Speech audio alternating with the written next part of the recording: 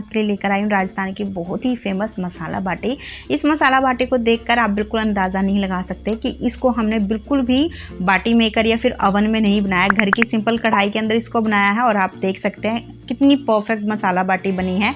तो उम्मीद रखती हूँ फ्रेंड्स आज की ये रेसिपी आपको अच्छी लगेगी। तो चलिए बनाते हैं। मसाला बाटी बनाने के लिए सबसे पहले हम इसके लिए आटा लगाएंगे। तो उसके लिए हम लेंगे 2 कप गेहूं का आटा। आपके पास जो सा भी आटा घर में आता आप वो ले सकते हैं। अगर आपके पास बिल्कुल फाइन वाला आटा आता वो भी ले सकते हैं। मेरे पास मीडियम साइज का दरदरा आटा है, ये चक्की में पिसवाया हुआ मैंने यूज़ किया है। वैसे बाटी के लिए हमेशा जो है हल्का सा दरदरा आटा ही यूज़ किया जाता है, पर कोई बात नहीं, क्योंकि आगे अब इसमें हम 2 टेबलस्पून सूजी ऐड कर रहे हैं। सूजी की वजह से जो बाटी है वो बहुत ही कुरकुरी बनकर तैयार होंगी। तो मैंने यहाँ फाइन वाली सूजी ली है। अगर आपके पास मोटी वाली सूजी है तो एक बार आप उसे मिक्सी में पीस लेना, फिर आप यूज़ करना। अब इसमें डालेंगे आधी छोटी चम्मच अजवाइन, अच्छे से क्रश करके डालेंगे, इसका जो फ्लेवर है वो ज़्यादा बढ़िया आएगा। और आधी छोटी चम्मच नमक डाल देंगे। अब यहाँ पर 2 पिंच हम डाल देंगे बेकिंग सोडा। बेकिंग सोडा डालने से जो बाटी है ना वो हल्की सी फूलेगी, साथ में बहुत ज़्यादा ऊपरी लेयर कुरकुरी भी बनेगी और अंदर से बहुत ज़्यादा खस्ता भी बन पाएगी। तो बस अब इन सारी चीज़ों को एक बार अच्छे से हम मिक्स कर लेंगे। अब मिक्स करने के बाद इसके अंदर हम डालेंगे घी। तो मैंने यहाँ 1/4 कप जमी हुई फॉर्म में घी लिया है। ये सारा नहीं डालेंगे, थोड़ा सा घी मैंने यहाँ बचा लिया है, करीबन 1 टेबलस्पून के आसपास। अब ये जो घी हमने डाला है पहले हम अच्छे से एक बार आटे के अंदर इसे मिक्स करेंगे। उसके बाद हाथों से इस तरीके से अच्छे से मसलेंगे। ऐसा करने से जो घी है वो आटे के अंदर तक रमेगा, जिसकी वजह से हमारी जो बाटी है वो बहुत ही ज़्यादा खस्ता बनेगी। तो अच्छे से 2-3 मिनट मसलना है इसको। तो करीबन 2-3 मिनट मसलने के बाद अब इसको हम इस तरीके से मुट्ठी बांध के देखेंगे। अगर आपके आटे की मुट्ठी नहीं बंध रही है और ना ही इस तरीके से टूट रही है तो इसका मतलब जो आपका मोयन है वो सही नहीं लगा है। तो आप उसमें एक आधी छोटी चम्मच घी डालकर उसे अच्छे से मसलें और उसके बाद फिर मुट्ठी बांध के देखें। वैसे 3 टेबलस्पून घी मुझे यहाँ लगा है, बिल्कुल परफेक्ट रेशो है। अगर आप मेल्ट किया हुआ घी लोगे तो करीबन 4 टेबलस्पून आपको इसमें घी लग जाएगा। तो बस अच्छे से इसका मोयन लगाने के बाद अब लेंगे पानी और इसमें पहले थोड़ा सा डालेंगे, इसको मिक्स करेंगे, उसके बाद फिर से थोड़ा सा डालेंगे, फिर मिक्स करेंगे। इस तरीके से थोड़ा थोड़ा पानी डाल के एक इसका टाइट आटा लगाएंगे। तो बहुत ज़्यादा भी टाइट नहीं लगाना फ्रेंड्स, ज़्यादा टाइट लगा दोगे तो जो स्टफिंग है उसको भरने में फिर हमें दिक्कत आएगी। और अगर आप नरम आटा इसका लगाते हो तो जो हमारी बाटी वो बिल्कुल भी खस्ता और क्रिस्पी नहीं बनेगी। तो इसलिए टाइट आटा आपने इसमें लगाना है और अच्छे से उसको 3-4 बार मसलना है और कुछ चिकना उसका आटा बना लेना है। तो इस तरीके से आप देख सकते हैं चिकना और टाइट आटा हमें ये लगाना है। अब इसके बाद इस आटे को हम कवर करके रख देंगे करीबन 15-20 मिनट के लिए, ताकि जो आटा है वो थोड़ा सा सेट हो जाए। इसमें हमने सूजी भी डाली है तो सूजी को थोड़ा सा रेस्ट जरूर चाहिए होता है, क्योंकि वो पानी को सोख करके थोड़ी सी फूल कर सॉफ्ट भी होती है।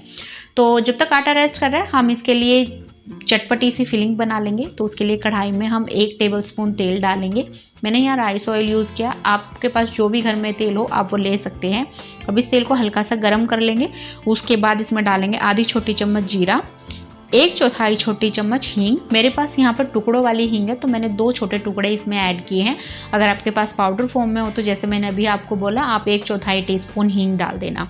अब 1 छोटी चम्मच धनिया पाउडर डालेंगे और दरदरा कुटा हुआ धनिया, और 1 छोटी चम्मच दरदरी कुटी हुई सौंफ। तो इन दोनों ही चीज़ों को हमें अच्छे से कूट के डालना है। फ्रेश कूट के डालोगे तो मसाला बाटी में बहुत बढ़िया टेस्ट आता है इनका। अगर आपके पास मार्केट वाला पाउडर है तो फिर आप वो भी डाल सकते हैं। बस अब धीमी आंच पे हल्का सा इन्हें भून लेंगे। हल्का सा भूनने के बाद अब इसमें हम डाल देंगे आधी छोटी चम्मच कद्दूकस किया हुआ अदरक, 1 मीडियम साइज़ की बारीक कटी हुई हरी मिर्ची, साथ में ही 3 मीडियम साइज़ के उबले हुए आलू।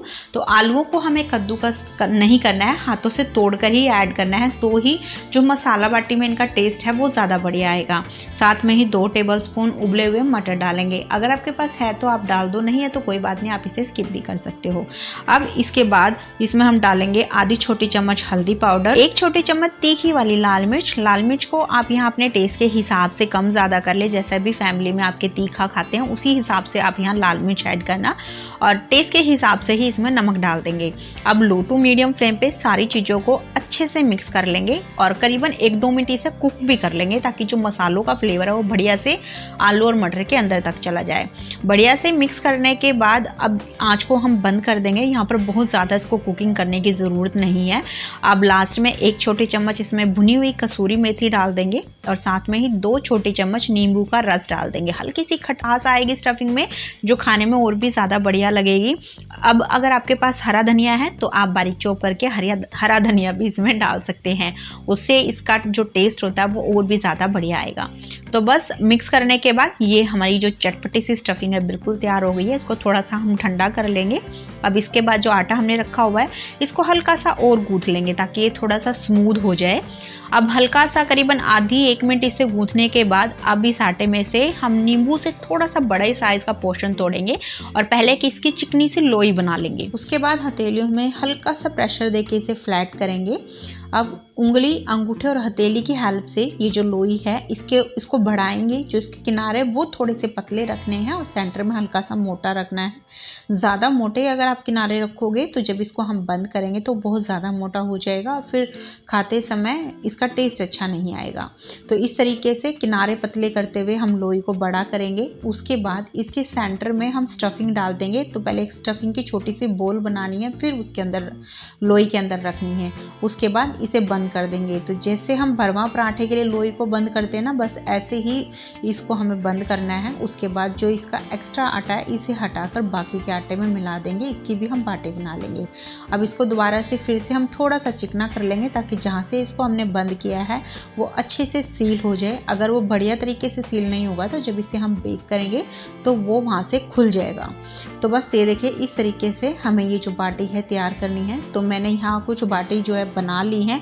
थोड़ी सी अभी आटा बचा हुआ है, उसकी मैं बेक करते समय बना लूँगी। तो अब इसके बाद एक बाटी लेंगे और नाइफ से हम इस तरीके से क्रॉस का निशान लगाएंगे। इससे बाटी देखने में बहुत सुंदर लगती है। वैसे आप चाहें तो अंगूठे से बाटी के सेंटर में हल्का सा प्रेशर दे के भी निशान बना सकते हैं, वो भी बहुत बढ़िया लगता है देखने में। तो बस इसी तरीके से हम सारी जो बाटी है इनमें क्रॉस के निशान लगा लेंगे।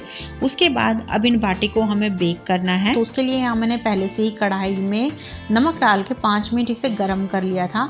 तो कढ़ाई के अंदर नमक हमें ज़रूर डालना है फ्रेंड्स। नमक डालने से जो बाटी है उसको चारों तरफ से अच्छी सी हीट मिलेगी और बहुत बढ़िया से हमारी बाटी जो है बेक होगी और साथ में कढ़ाई भी नहीं जलेगी। उसके बाद इस तरीके से हम एक स्टैंड इसके अंदर रख देंगे। अब इस स्टैंड पे हम इस तरीके से बाटी रख देंगे। तो जो ये खाली हिस्से बचे इसमें मैं बाटी नहीं रख रही हूँ क्योंकि जो बाटी है वो छोटी है और इन दोनों का जो गैप है वो ज़्यादा है, तो बाटी नीचे गिर जाएगी। तो इस वजह से मैंने सिर्फ 3 ही बाटी इसके अंदर रखे हैं। अगर आपका जो स्टैंड है वो ज़्यादा ठीक है, आराम से आप बाटी उसमें रख पा रहे हैं, तो आप यहाँ और भी बाटी रख सकते हैं। बस बाटी रखते समय आप ध्यान रखिएगा कि जो बाटी है उनमें थोड़ा सा गैप ज़रूर होना चाहिए क्योंकि जब ये बेक होंगी तो ये फूलती भी है। अब फ्रेंड्स आप ये सोच रहे होंगे कि हमें स्टैंड पे रखने की क्या ज़रूरत है, हम प्लेट में भी इनको बेक कर सकते हैं। पर प्लेट में जब हम इसे बेक करते हैं तो जो बाटी है वो ऊपर और नीचे से सिकती है, साइडों में से नहीं सिकती है। पर जब इस तरीके से स्टैंड के ऊपर रखकर आप बाटी को बेक करेंगे तो यकीन मानिए फ्रेंड्स, इतना बढ़िया इसमें कलर आता है और इतने अच्छे से सिकती हैं कि देखने वाला और खाने वाला कोई बिल्कुल नहीं बता सकता कि इसको आपने इस तरीके से कढ़ाई में बनाया। बिल्कुल जो बाटी का अवन होता है उस जैसी ही हमारी बाटी बेक होती है। तो बस अब इसके बाद इसको हम ढक्कन लगाएंगे और लो टू मीडियम फ्लेम पे इसे बेक कर लेंगे। करीबन 7-8 मिनट के गैप में आपने इसको पलटते रहना है ताकि जो बाटी है वो चारों तरफ से अच्छे से बेक हो जाए। तो करीबन 20-22 मिनट इसे बेक करने के बाद आप देख सकते हैं फ्रेंड्स, बाटी कितने बढ़िया से फूल भी गई है पहले के मुकाबले और बहुत अच्छे से बेक हुई है। चारों तरफ से बिल्कुल इवन कलर आया है इसमें। और जब आप इसे उठाएंगे तो आपको अंदाज़ा लग जाएगा इसको देखकर और इसको टच करके कि जो बाटी है वो बहुत अच्छे से बेक हो गई है।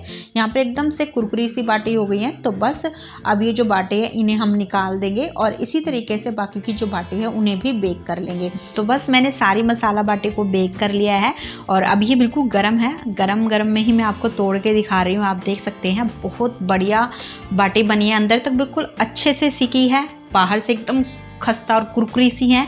तो बहुत ही मज़े की बाटी बनी है। अब इन बाटी को सर्व करने का भी एक सिंपल सा तरीका होता है। आप बाटी को पहले थोड़ा सा तोड़ लें, उसके बाद इसे घी में डिप करें और बस निकाल लें। तो इस तरीके से आप बाटी को चाय के साथ, अचार, दही या फिर रायते के साथ, चटनी के साथ खा सकते हैं। बहुत मज़े की लगती है। तो आप इसे ज़रूर बनाना भाई। बनाने के बाद कैसी लगी सभी को अपना फीडबैक मेरे साथ शेयर करना बिल्कुल मत भूलना। तो उम्मीद रखती हूँ आज की रेसिपी आपको पसंद भी आई है।